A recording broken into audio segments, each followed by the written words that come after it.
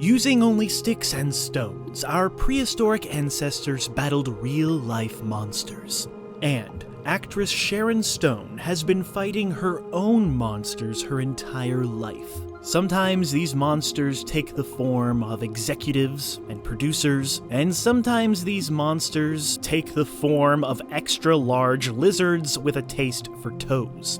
Today, the strange, true Hollywood fable of the time Sharon Stone's then-husband tangled with a Komodo dragon and lived to tell the tale. Clever girl. Our scene opens Saturday, June 9th, 2001. As an early Father's Day surprise, Sharon Stone arranges a behind-the-scenes encounter with a Komodo dragon for her husband, Phil Bronstein, who was then the executive editor of the San Francisco Chronicle. This Hollywood it couple were invited into the enclosure, a rare VIP moment that sounds glamorous until you remember that we're talking about an apex predator who hunts wild boar and frickin' water buffalo. But this was a very special gift for Phil. He was absolutely fascinated with these animals. As Sharon Stone would tell Time magazine, they did it because, quote, it's the closest to a prehistoric creature that we can still see and give us a sense of that kind of history, which is very intriguing. As they ventured through the reptile exhibit at the Los Angeles Zoo, at first it was a dream, a safari of untamed beauty, full of odd prehistoric specimens. It was a day of simple family fun and educational thrills. Then, turning a corner, Phil entered the dragon's domain. The zookeeper, who was mild-mannered like a grandfather from a cozy sitcom, assured everyone that it was completely, 100% absolutely safe. Everybody goes into the Komodo dragon cage. Even kids pet him, the zookeeper would say. And you should probably go ahead and remove those white sneakers on your feet, so the dragon won't mistake them for white rats, his favorite food. So, barefoot into the devil's lair he went. What could go wrong?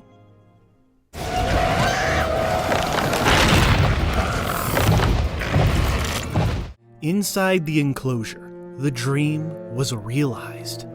Phil was now face to face with a dinosaur. The man and the beast shared a brief moment, locking eyes, trying to understand and connect with what could only be called a soul. But then, the 7-foot beast suddenly lunges and clamps onto Bronstein's bare left foot, crushing the big toe and severing tendons. As his dear wife Sharon watched on, helplessly panicking, an unshakable, ancient fear was unleashed. The movie star's voice cut through. "Help! Somebody help!" The dragon bucked and pounded, chaos, blood, hunger, madness, thrashing all about, trying to drag her husband into the shadows. It was a very bad day at the zoo.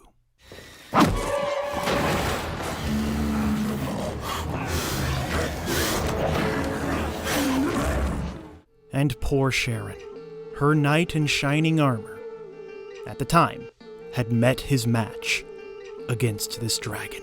Well, at least his toe did. But what about Mr. Phil? How did he react during all of this brutality? Well, he was calm beyond reason, and was somehow able to unleash his inner Neanderthal, pressing his shoeless heel down, pinning the creature by the neck. But the dragon thrashed, twisting, ripping his precious, tender, tasty foot flesh. The carnage tore him open like a little white rat that he was ironically trying not to appear as. Tendons, joints, completely shredded. Blood splattered everywhere, as if the zoo had hung up an all-red Jackson Pollock. And they decided that his foot looked delicious. No. And they bit him. Yeah, it bit him. I don't know what happened with that. It's just doing what a Komodo dragon does and biting whatever it can. The dragon's grip lasted only a heartbeat, but those seconds were enough to turn a Father's Day surprise into a full-on R-rated violent thriller, worthy of being directed by Paul Verhoeven himself. And watching, pressed up against the glass, was the audience to this performance. The wide eyes of children. The poor, innocent youngsters would witness the kind of horror that only food can understand. We learned that a Komodo dragon is a lizard. The nightmare came to an end when that lovable zookeeper grabbed the Komodo dragon by the neck.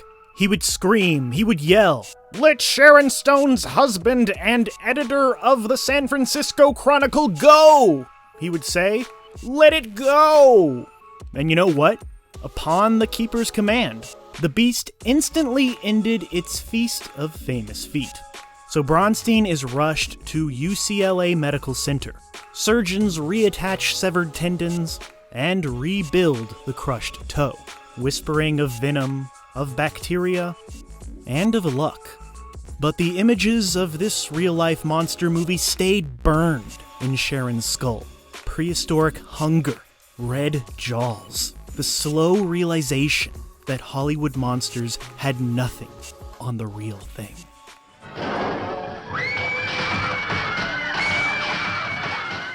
Her hubby is released a few days later, and the zoo allegedly reevaluates backstage access tours. But rumor has it the petting zoo of death continued after this incident.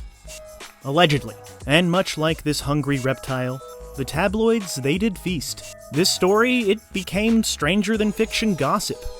David Letterman named it, Jay Leno laughed at it, but for Sharon, the echo remains. Bloody teeth, torn flesh, cold reptile breath, and the humbling terror of learning that you are prey, I don't think it ever left her. My favorite headline that the media was able to produce was from The Guardian, of course, that quoted Sharon Stone as saying, "A Komodo dragon ate my husband," which I doubt she actually said, but you know. So yeah, once again, Sharon Stone was the talk of the town. But this time, her co-star was not that dude from Jurassic Park. This time, her co-star was a real-life, vicious, venomous dinosaur.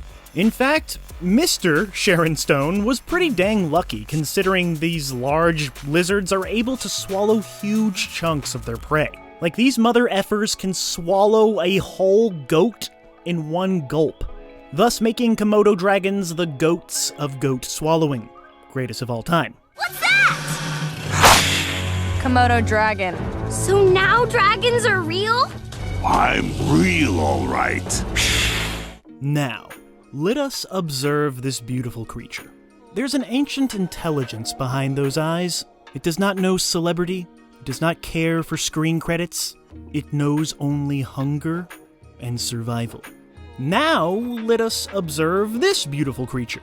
There is a classic intelligence behind those eyes, and her screen credit reads, Oscar-nominated Golden Globe winner. She only knows glamour and survival. She's been dodging cinematic predators since being tricked into crossing her legs, thus crossing the culture, for better or worse. So yeah, whether it's studio sharks or literal dragons, the lesson endures for Miss Sharon Stone. Hollywood is a wild, dangerous habitat. And so is, the island of Komodo. Sharon and Phil would divorce a few years later. He remarried and is still active in the world of journalism, and I'm pretty sure his toe made a full recovery. And I often wonder if dragons visit him in his nightmares.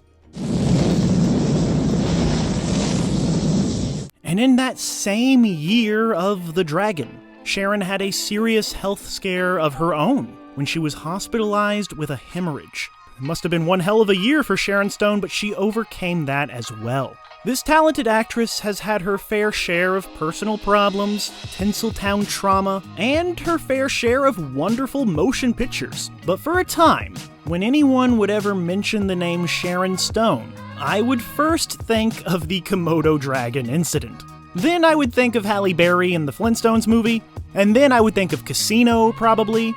But now when somebody says Sharon Stone, I think of Nobody 2! Watch it now, today, wherever it is you watch movie, buy it. This true life story of man versus nature is equal parts a cautionary tale and a cosmic joke. You know, access has limits, shoes are good, and whomever is at the top of the food chain usually writes the final act. This is not a computer-animated DreamWorks adventure. These dragons are real, and were never meant to be trained. Y'all ever seen that documentary Grizzly Man? Just remember everything Werner Herzog said about bears, and apply that to Komodo dragons too. In 2018, it was revealed via her Twitter that Miss Sharon Stone is still suffering from her lizard phobia. The Hollywood starlet was understandably confused when what she thought to be a Komodo dragon was spotted roaming her Beverly Hills neighborhood. Sharon Stone wondered to herself, had the creature returned to finish his snack? Was this some sort of sick and twisted animal revenge, like a horrible Jaws sequel? Nah, it was just Steven, a monitor lizard, who was just a beloved pet that belonged to her neighbor and had accidentally gotten loose. Oh, silly Steven. And yes, his name was Steven. And because of Steven, it would seem like this reptilian nightmare remains for Miss Sharon Stone. Some would say that this particular animal attack played out as a perfect Hollywood parable. VIPs venturing past the velvet rope and into the unknown. It was basically an A-list cameo in an epic reptile biopic. So yeah, Sharon and Phil, they ignored the dangers our ancestors should have warned us about. They should have passed that fear down, right? But celebrity often blinds us to our own mortality and the boundaries that are set by Mother Nature, or boundaries set by God, or boundaries set by a zoo with better safety protocols. So yeah, then came the ultimate Hollywood twist. Nature doesn't care about your IMDb. Komodo dragons don't go to the movies, and they enforce their own release dates with a venomous bite.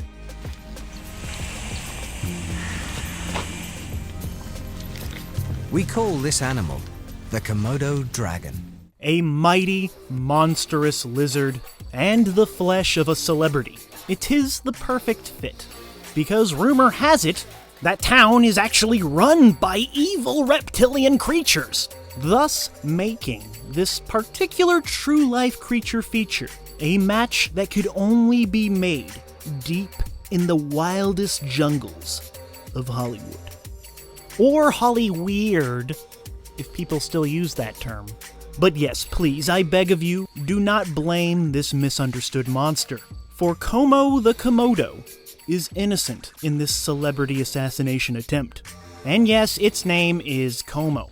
And we, as humans of this planet Earth, must always remember that poor, innocent Como was just following his basic instincts.